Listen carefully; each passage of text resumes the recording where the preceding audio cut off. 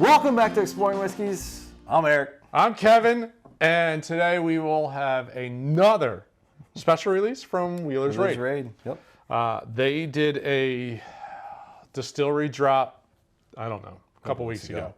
And they released 2 honeys and a toasted. So the honey, they had a bourbon barrel honey and a rye barrel honey and a toasted rye release. We've already done, I want to say we did, I don't know, this is probably the 6th one, I think, out of all their releases. We do have to go back and get a handful, you know, we're jumping some numbers. So this is number 12, the Toasted Rye. The Toasted Rye, all right, so one I'm going to I got to rip on them. Their website, totally wrong. So number 10, number 11, number 12, and number 14 all have the exact same description. So I'm thinking the website's wrong. So we don't know the mash bill. We know it's a rye. I am thinking, yeah, there you go. It is a straight rye. So we do know it is The 95.5. Probably, because they do source from MGP. So it is. But that's for all of them. They source everything.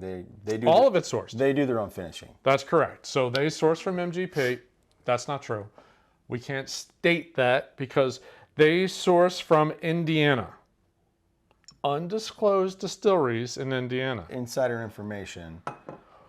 It's got to be MGP. I mean, it just is what it is. So this is probably 95.5, but their finishing process is pretty good. Yeah, Their bourbon, it's the MGP high rye bourbon. Their finishing is pretty solid. So we don't know exactly what the mash bill is.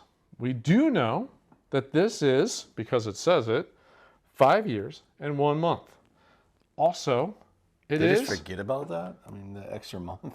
Yeah, I don't know. My guess is at 5 years, they're like, this is ready to bottle. And it took them a month to get to the bottling part. That's my guess. Gotcha. Do I know that for certain? Nope. And 113 proof. Not too shabby. Nope.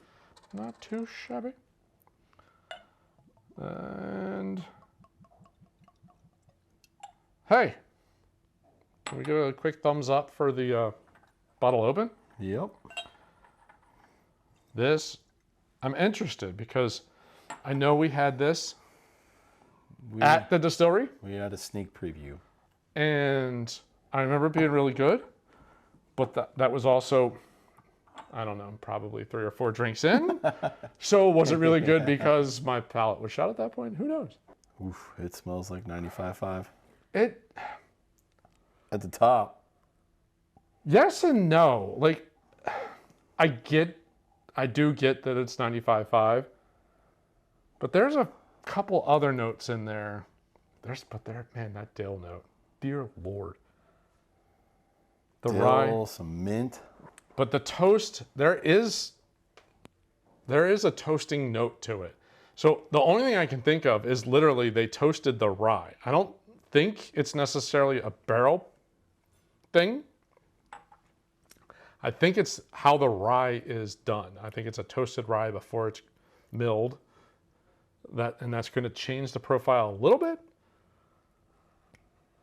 But yeah, there's a lot of traditional. It's a rye through and through. Like the initial, it hits you, but then it kind of, for me, it kind of mellows out. That is mint. Dill. Ooh. That's going to sound weird. Mustard? I don't like mustard at all. Oh, you don't do mustard. That's right. And I would have picked that up. You can't even. I get like a mustard seed kind of note. Okay. Like a little more spicy. Like there's a weird spice in there. It's not peppercorn. It's more like a mustard seed. I'm getting more dill. Yeah, for me, this is rye through and through. I get a lot of dill. I get a lot of mint even. Yep. But again, it hits the palate initially like, ooh, and then it just like, it just mellows out. But did you ever get a proof burn? I'm really getting warm now. I don't get a proof burn in the back. It drinks really nicely. But the chest warmth all the way through, definitely getting that. I don't get a burn going down, like after I swallow. I kind of get the burn like in the back of the mouth. Okay. I don't get it down here. Oh, I mean, just a little. There's a burnt candy note. That, I can't even begin to explain what that is, but it's almost, it's burnt candy. Like it's something that's sugary. It's not caramel. Like it's not like that kind of a sugary note. It's like, it was a candy that you liked and then like it caught on fire somehow. A good and plenty. But that's more black licorice. That's black licorice. I'm not getting heavy like star anise or black licorice notes in this. Anise? Isn't that what Is it? Anise? I think it's anise. Star anise. Well, it's much better at the bar. Yes, it was. It's still good though. It's not bad. I will say it's overpriced. Well, yeah, at $80, I think it's a little much. I would have put this more towards 60. Yeah, 50, but 60. for the two of us that don't really care for that 95.5. Yeah, it's not our profile by any means. But this is more enjoyable than other 95.5s that we've had. Especially I would agree. Come from MGP. I would agree. Even their, what is it, the 4? Their batch 4 release, which is their standard rye. That's better than their 4 release. Yeah, there's something about that 95.5 rye that just is not. There's no Colonel Taylor. No. It is not Colonel Taylor. Or the Balcones rye. Balcones. Old Overholt. I mean, there's so many. That's just dill. I wish I could get around that rye dill note that I get off of. There is something different. So there is a toasting note to it. Like I'm getting more of a creamier note now.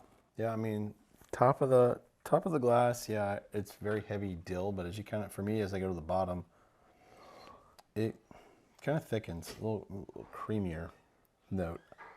I will say, oddly, there is a toasted note in there. Mm-hmm. I can't describe what it is, but toasted grains. It's hotter now. Yeah, it is. Oh, yeah. Yeah, that water. Yeah. It's a little harsh in the back of the throat now. Yeah. This was better neat. Very dill in the nose. Kind of dill, minty, hot. And then for me, kind of goes back through the flavor wheel. It goes mint and then back to dill. Yeah. I finish, a minty pickle. Just keeps going back and forth. It's like it can't make up its mind what the finish needs to be. I mean, again, for us, this is right down the road. Yeah. This is number 12. They've got some really good bottles. They do. Their honey bourbon was really good. Yep. This doesn't make me uninterested in trying their honey rye. I really think adding a honey note to that note would be pretty good. And I'm sure if we sat down with them, they'd be like, you know what? That one turned out just okay. But these over here, these numbers, true. They number all their bottles. Yes. I'm sure they've got their favorites. They're in 14 or 16 or something like that. So I'm sure they do the same thing we do. Like, this song, 10 was better than 12 or 8 was better than 5. I mean, I'm sure they do the same thing. But again, for how small they are and the following they've got, at least locally, middle, even just the whole middle Tennessee area, because they're in a lot of stores around here. I mean, they're making a name for themselves. And at some point, they'll be able to expand out to Kentucky, and I would imagine like northern Georgia, northern Alabama. I hope. But I mean, they're like a lot of other people. It's sourced, and they figure out the way to It's make about their the mark. finishing. It's about their finishing. The water did not help this, in my opinion. It made it hotter. It made it a little more harsh on the nose. It made the dill a little bit more aggressive, and it made the palate. Yeah, it gets weird. It gets a little like it's harsh at the end. The finish it's gets indecisive. Yeah, it gets really weird between is it dill, is it it's. But after an old fashioned and like 2 or 3 other samples, it's delicious. Yeah. If you're in the area, it's worth stopping in. The bartender's super nice. Yeah, everyone who works there that we've dealt with, they're all great. They want to talk about their product. They want to talk about what they're doing. They're more than willing to give you a small sample of almost anything they have sitting back That's the only nearby. thing I wish they had is because what they have. For truly sale, they tend to only have 1, 2, 3, and 4. But even if you want to do a flight, like I would rather be able to, if you got, well, outside the limited releases, take out the toast, this one, and the honeys. Yeah, but 1 be able through to have 9 all those or 1 through 10 where or whatever. you can get a flight of 4, and you've got the full lineup outside of the limited releases. Yeah, that's one thing I wish, because when we were in there, it was like 1, 2, I think it was 1, 2, and 4. 1, 2, and 4. They didn't even have the French oak. No, I thought they had the French oak. Well, they did, but we've already had 3. it, so we didn't. So 1 is bourbon, 2 is cask strength bourbon, 3 is French oak bourbon, 4 is rye, 5 is cask strength rye, and then I don't know. Yeah, I don't know past that. No, again, they've got some really good bottles. It's a very small operation. Yeah. So again, that's a pretty small. It's a small, not a big building. No, it's not. And I would like to think that that's probably not where everything is. I would imagine they've got an annex location. Yeah. But again, they're super nice. The bartender were very willing to let us sample. Sample this, try this. Yeah, was it this we got to try that hadn't even been announced yet?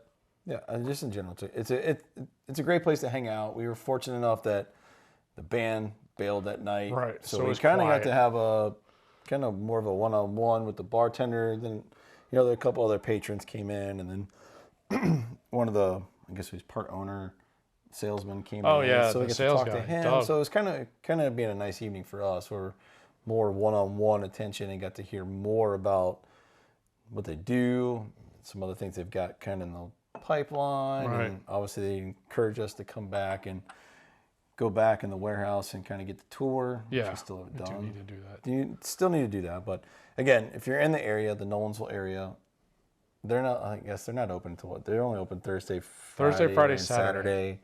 And later they do tours. They do tours, I think, Monday through Thursday during the day. Yeah. But the bar is open Thursday, Friday, Saturday from like 6 to 10 later. or whatever. Yeah. So and they try to do on the weekends bands, but yeah. I remember going in there when the place first opened and going in it 2 months ago. They've completely revamped it. Like it was. It's a different I feel like in the beginning it was just kind of rushed and thrown together. Now it's kind of thought out. Like I know people in this area like to go there on the weekends. Yeah, so that's not a bad spot. If you're in the area, definitely pop in. Again, they usually have 4 or 5 of their bottles available for a flight, and they do have their own signature cocktails. So it's worth stopping in. Now that sourcing is more acceptable, yeah. And now they're known for their finishing. And they're at number 14.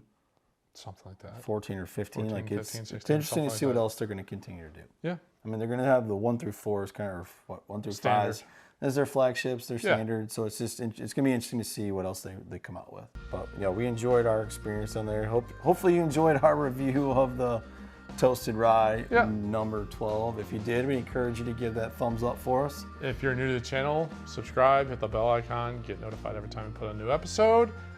Let us know if you've got a local distillery near you that you think's putting out some good product, or finishing MGP, sourcing it and just doing a really good job finishing it.